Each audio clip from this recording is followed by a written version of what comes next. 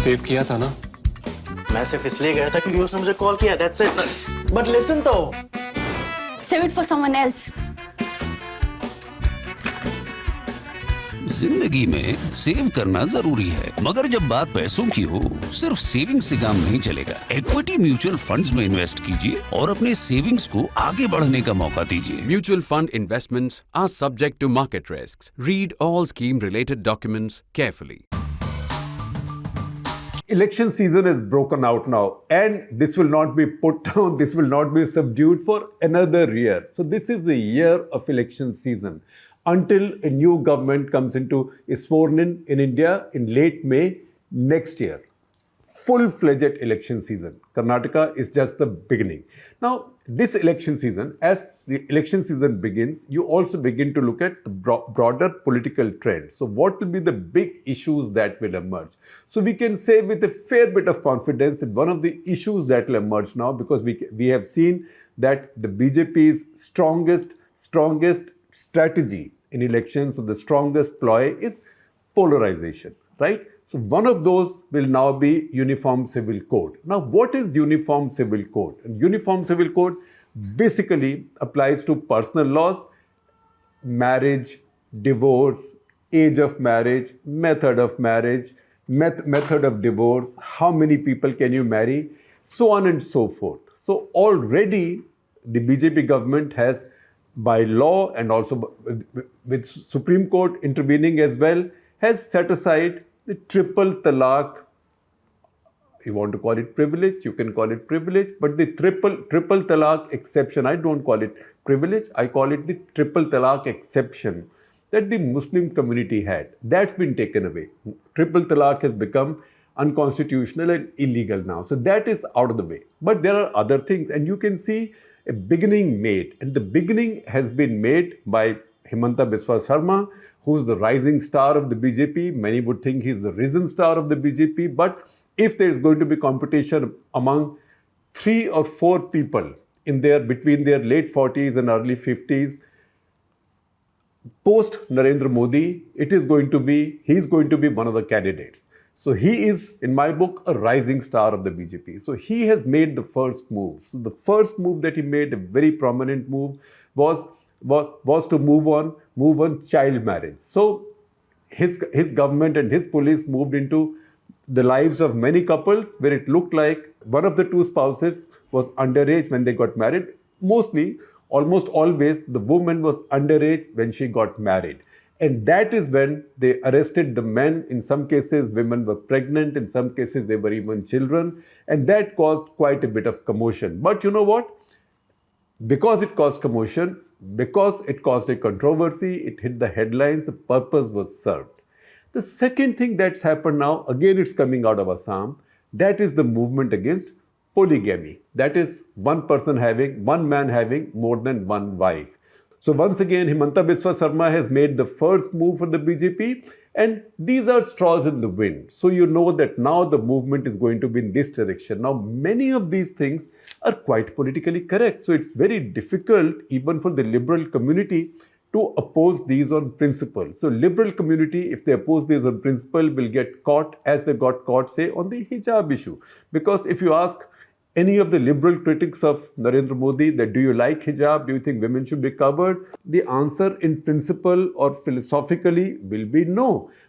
Of course, there will be qualifications that they should be choice, etc. But instinctively and philosophically, principally, it becomes very difficult for the liberal community then to be seen to be batting on both sides. That is how these moves are also meant to trap them. Whether it's on the age of marriage, under the Muslim personal law in India, the age of marriage is when a woman attains puberty, which is generally seen to be at 15. So at 15, you presume that the woman has attained puberty. Under other marriage laws, under the larger marriage law, a woman has to be 18, a man has to be 21. So that is an exception. Similarly, at least on paper, and I will tell you why I'm saying at least on paper as I reel out the data to you. So at least on paper, Muslims have, once again, you can call it the privilege, or I would call it the exception of having more than one wife, up to 4 wives. A Muslim man can have up to 4 wives. That is something, by the way, that is something that's been reversed in almost the entire Islamic world right now. So to that extent, India becomes a very interesting exception. Now look at the data. What does the data tell us? The big thing right now, number one, is child marriage. And child marriage, there can be very little doubt, right? There can be very little doubt because children should not get married. So once again, the country that everybody refers to, Pakistan has a law on child marriage. In fact, Pakistan follows a 1929 law, inherited from the British on Prevention of Child Marriage Act, which lays down the minimum age of marriage at 16 for women, 18 for men.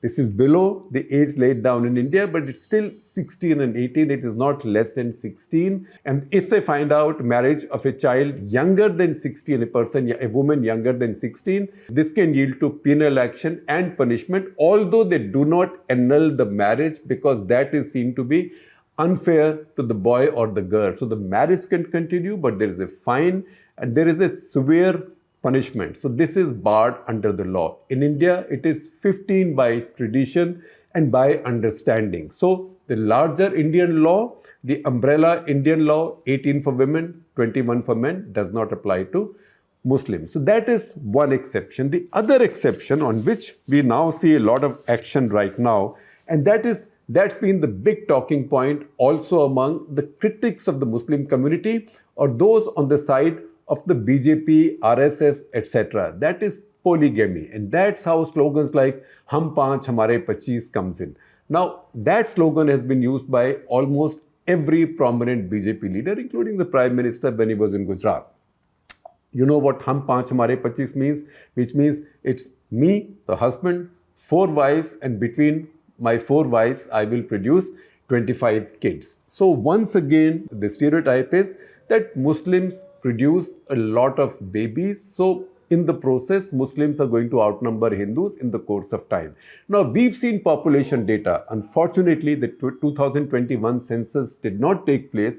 But when the census takes place, we will get more data. But so far, until 2011, and the surveys after that, these are the Pew survey, but if you toss Pew out, National Family Health Surveys, etc., up to NFHS 5, National Family Health Survey 5, they are telling us that all communities in India have declining birth rates. So Hindus have declining birth rates. Muslims also have declining birth rates. Muslim birth rates, which were considerably higher than the Hindus, until say 1991. The gap has been narrowing since then. So there is still a gap. In 2011 also, Muslims were growing at a larger pace than Hindus, but the gap had narrowed. Again, the data that we get to see from NFHS 5 tells you that the gap has narrowed further and is narrowing further, the movement in that direction. So that one stereotype does not pass the data check, the fact check. Now, what happens when you apply the same test to the idea of polygamy? That Muslims are allowed polygamy under the law, they can have 4 wives, so everybody is having fun and everybody is producing a lot of children. So first of all, the population data told us that the difference, if at all, in total fertility rate, that is the number of babies a woman on an average produces in her reproductive age, say from 18 to 49, it suits you, you can make it 16 to 49, right? That is a certain number which is just a little bit higher for Muslims than for Hindus. So that means that this hum panch, even if it is hum panch, even if a Muslim man has 4 wives, it doesn't mean they are producing 25 kids because a larger number on population growth negates that idea. Second, how prevalent is polygamy in India and in which community, in which geography, which district, which state, among which faith? So we have fascinating data available and a lot of this data, in fact, all of this data is official. All of this data is from government surveys. In this case, most of it has come from National Family Health Surveys, 3, 4, and 5. So these are the 3 surveys we rely upon. NFHS 3 had come out in 2005-2006. That took into account the year up to 2004-05. The next one, NFHS 4th, came out in 2015-16, again taking data up to the previous year. And once again, NFHS 5th, which is the latest, came out in 2019-21 in 2 installments that looked at the data until then. If you look at this data, and then I refer to a research paper, it's a very good paper.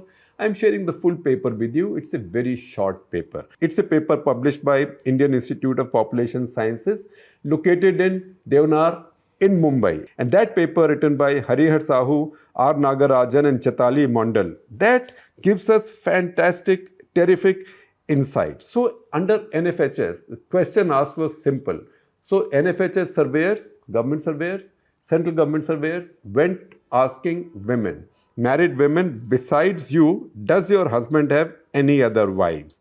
And these women were in the age group of 15 to 49. So you can't say that Muslim women who might have been married off earlier, they've been excluded. So 15 to 49.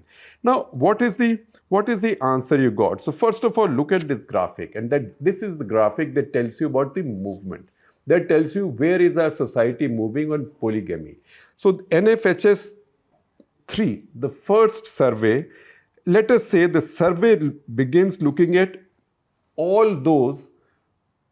It doesn't exclude anybody. It also includes those who might have been married before 1980, right? So really, people who would be really old by now. So in NFHS 3, which also looked at women who might have been married before 1980, the number of women who said that their husband had more than one wife, that another wife besides them, the percentage was 2.5. 2.5 to begin with among women who got married before 1980. As you became more current in your findings, by 2005-6, this percentage had become 1.2. Right? So between this period, say of 25 years, you had already seen a radical improvement. Then, if you look at NFHS 4, again, you're beginning now to ask questions of women who might have got married between 1980 and 84, right? So more contemporary women, because the survey has taken place later. Again, at the beginning point, the number of women who say, the percentage of women who say that my husband has another wife, 1, 2, 3, 4, whatever, 1, 2, 3, in fact, because the question is up to 4, 1, 2, 3, that percentage was 2.1. By the time you came to the end of this survey period, that is year 2015-16, the first one ended at 5.6, 1.2. This time, by the time you ended at 2015-16, that is when NFHS 4 data was compiled. It came to 1% for the entire country. And then when you come to NFHS 5th, then you start with women who might have got married between 1985-89, because each survey is taking place after several years. There, if you see, in the very beginning, among women who got married in 1985-89, in that period, the percentage of women who said their husbands had another wife or more was 1.9%. By the time that survey period concluded, that is by 2019-21, this percentage had come down to 0.9%. So 2019-21, only 0.9%, less than 1% Indian married people were in a polygamous situation. That's a really small number. In fact, if you look at this paper, the IIPS paper, Indian Institute of Population Sciences paper, they tell you that even from then, from the trend that they can discern, this number is declining further. So polygamy is not some kind of a clear and present danger to demographic balance in India. It is not really a big social problem, but it's a political hot button. And which politician is going to miss the political hot button? Now look at the hot button states. Since we talked about hot buttons, look at Assam. Assam is the state with among the highest Muslim population. After Kashmir, which has a large Muslim majority, then there is Assam and West Bengal, where Muslim population is upwards of 30%, say generally around 32-33%. Also, these are larger states, so I'm not going to Lakshadweep, for example. So Assam NFHS 3, that is the first round NFHS 3, which, as we told you, took into account data up to 2005-2006. The incidence of polygamy was 3.3%. By NFHS 4, it came to 2.4%. It now remains at about 2.4%. So it has actually come down from NFHS 3, come down considerably. 2.4, it is well above the national average, but it's 2.4%. Again, West Bengal, the same kind of Muslim percentage, about 33%. West Bengal, NFHS 3, 2.5%. NFHS 4 improves, less is better, improves to 2%, NFHS 4, 1.8%. So once again, the idea that Muslims have a lot more polygamy, if that is true, then the states that have a large percentage of their population as Muslims also must have much higher polygamy, but that is not the case. Look at Uttar Pradesh, for example. Very interesting example. Uttar Pradesh, if you start with NFHS 3, Uttar Pradesh began at 1%. It's now 0.9%. So it's actually come down, not gone up. Again, a large Muslim population. Then you might want to know, so if that is the case, are there states which have high polygamy? And that is something that will surprise you if I give you the data. So the highest incidence of polygamy in the country is in a state where the larger population also happens to be matrilineal. And that is the state of Meghalaya. So small population base, but Meghalaya, NFHS 5, 6.1%. 6.1%. That's about 5 times of the national average. Mizoram, again a tribal state, 4.1%.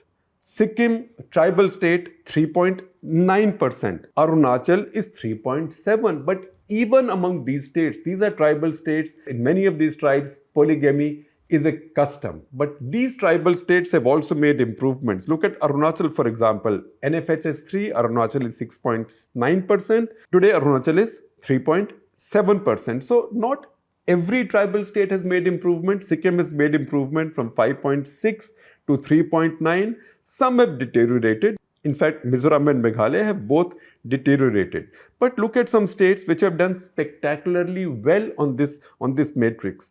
Look at Himachal, which also has a tribal population, a considerable tribal population, 0.6%.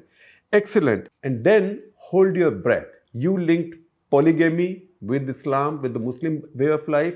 The state with probably among the lowest rates of polygamy in the country is Jammu and Kashmir. That state has the highest Muslim number in the country by way of percentage. It's predominantly a Muslim state with a very high Muslim majority. Element of polygamy is only 0.4%. If anything, it's marginally better than Himachal and Rajasthan, which are at 0.6%.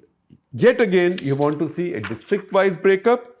Of the 20 top districts in India for polygamy, all 20 are tribal districts. All 20 are tribal districts. In fact, 13 of the 20 are tribal districts from the northeast. That tells us a story that polygamy is widespread, much more widespread among tribal communities than among Hindus or Muslims or Christians. They are all in the same kind of ballpark, sort of 1 to 1.6, 1 to 1.3. That kind of percentage. That is very, very modest. In fact, if you see the list, and you will see the list on your screen of the 40 top districts for polygamy in India, a large percentage of them. I told you the first 20 were all tribal districts, but if you see the rest also, a large percentage, almost all of them are tribal districts. Again, if you want to look at Assam, because Assam is in news right now, Assam only features in this district-wise ranking by polygamy. Ranking is by percentage, right? The higher the percentage, higher your ranking on this chart. I said just a moment back to you, and I stay with that the lower the ranking, the better it is for you in terms of your social indicators. But in this one, we are looking at which district has the highest element of polygamy. There, Assam has 2 districts, Biswanath and Karimganj. Karimganj is predominantly a Muslim district in Kachar. These 2 feature at number 29 and number 30. So this is not the big danger that you are looking at. Again, if you look at the national data, religion-wise, NFHS 3, Hindus were 1.9%, Muslims were 2.9%, others were 2.9%. NFHS 4, Hindus from 1.9 came to 1.4, Muslims from 2.9 also came down to 2.1, right? And others went up 3.2. Maybe that's because the counting method in tribal areas improved, because we just told you that the that the incidence of polygamy is the highest among the tribes of India. NFHS 5, Hindus have now come down to 1.3, so 1.9, 1.4, 1.3%. Muslims have also come down to 1.9, so 2.9 to 2.1 to 1.9, and others have also come down to 1.6, so 2.9, 3.2, 1.6. So there is a secular decline, if I may be allowed to use that expression, in the incidence of polygamy in India. That's simply because as people are going up the value chain, as people are becoming less poor, better educated, more developed, people's social indicators are also going up. And declining incidence of polygamy actually is a good social indicator. It's a virtuous social indicator. Uttar Pradesh, again a state that all of us get fixated on. Uttar Pradesh, NFHS 3, Hindus are 0.9%. Even in NFHS 3 in Uttar Pradesh, Muslims are only 1.4%. NFHS 4, Hindus come down to 0.8%. Muslims are 1.2%. NFHS 5, Hindus are 0.8%. Muslims are 1.1%. Now, what does it tell you? It tells you that this is also to do with how prosperous or how poor the people of a state are. It's not just religion.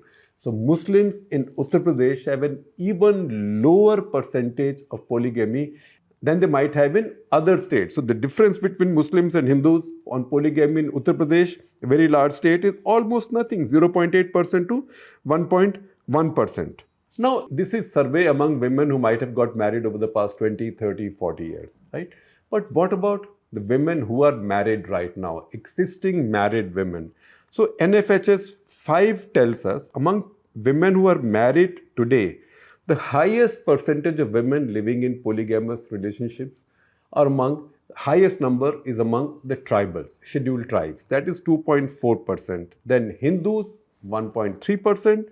Muslims 1.9% and Christians 2.1%. I suspect that number is loaded by the fact that a lot of the tribals have converted to Christianity. So Christians 2.1%, tribals 2.4%, Muslims 1.9%, Hindus 1.3%, the Sikhs only 0.5%. Again, look at some interesting points, some vital data points. Education. For people with no education, incidence of polygamy 2.4%.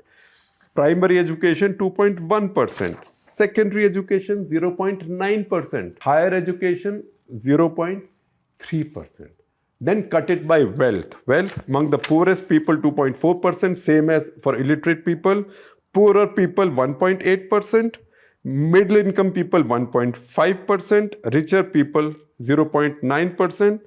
Even richer people, only 0.5%. So again, what it tells you is that as people go up the value chain, as their social and economic status improves, as their education improves, which means among the improving social indicators is also the declining element of polygamy. And you know what? I also have this counterintuitive myth-busting data for you. Because there is a stereotype that one particular community, that is the Muslims, have monopoly over polygamy.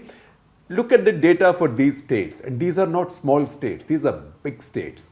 4 states, 3 of them also happen to be in the south. Look at this chart. What this data will tell you, that in 4 key states, that is Telangana, Chhattisgarh, Tamil Nadu and Andhra Pradesh, major states, Hindus have a higher incidence of polygamy than Muslims. Now, there is a lot of argument from the other side that why are you interfering with minorities' own personal laws? You have your Hindu code bills and Hindu personal laws. Oh, all right, these laws were great. Hindus have benefited. Why do you want to force it down the throat of the Muslims? So since I was a child, I've been hearing at BJP, what used to be Jansangh, rallies, etc., leader after leader saying, if Hindu code bills are such a good thing, why are you depriving my Muslim brothers of it?